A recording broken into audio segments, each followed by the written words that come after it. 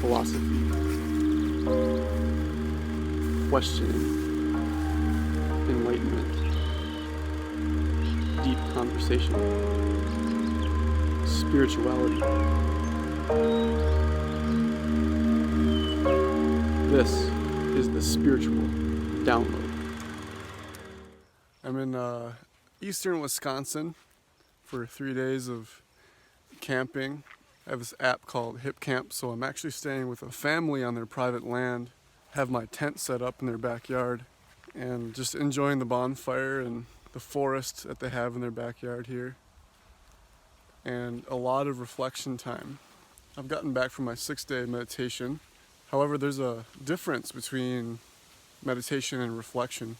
Reflection is much more going into your own mind and trying to find the caverns and the caves of your mind that you haven't yet quite explored because you haven't had the amount of time to really explore that part of yourself. For example, for me, it's really about addiction and subtle addiction to things like internet or alcohol or things like this that average Americans struggle with. And because average Americans struggle with this, deals with my own addiction because I grew up here and I learned these lessons from average Americans. For me, that can be a distraction sometimes from just being out here in wilderness, raw nature, just enjoying yourself and enjoying what it's like to be a natural human being and what it is to live naturally in your mind and body. So reflection for me is actually returning to the natural state in movement, whereas meditation is returning to the natural state through stillness. Both are equally important in my view, and that you gotta carve out time for each. So in spirituality, they emphasize meditation. But for me, you have to emphasize both meditation and reflection. So what does that look like in your life? It could be a number of things. Rent a cabin in the middle of the woods. You could stay home and watch documentaries, listen to a lot of music as well.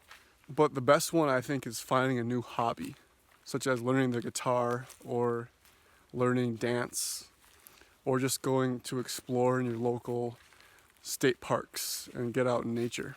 I would say a lot of those are great opportunities for you to explore your mind through meditation and or reflection.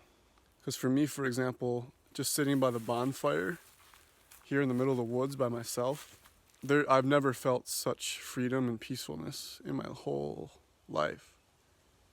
Just being out here in the woods on your own